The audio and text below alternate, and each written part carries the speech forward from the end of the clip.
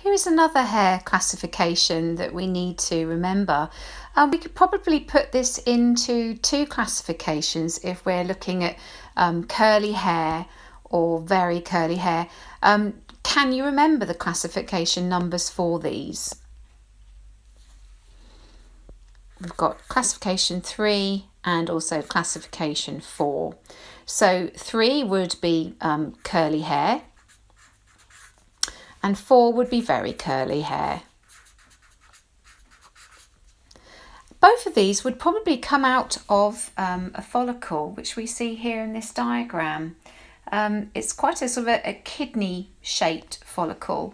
Could be quite flat.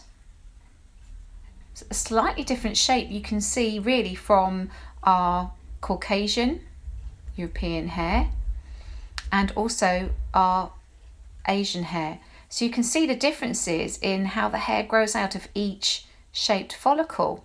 And this one we're looking at now, which is slightly more kidney shaped, you can see the dermal papilla is in a slightly different position. So the keratin is being produced in that dermal papilla and held within the hair bulb, and then the hair slowly is growing through, but the position of the follicle is causing the hair to actually become tighter with curls and waves. The hair shaft probably is almost parallel to the scalp, so this is why we're getting this stronger curved movement coming through. Recap some particular things. We've got to be aware that African Caribbean hair is usually curly or very curly. It can be brittle. That really is due to the oil from the sebaceous gland would probably struggle to work its way all the way down through the lengths and ends of the hair. Remember, unlike Asian hair, which is coming out very, very straight from the top of the follicle, the sebaceous gland can secrete the sebum very easily. That can travel through a very straight piece of hair down the lengths and ends, whereas the oil would struggle to work its way through.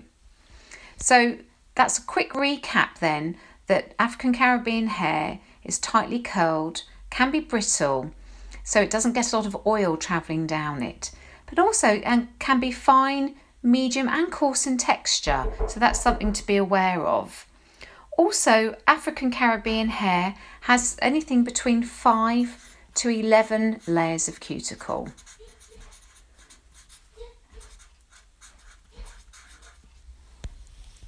Okay.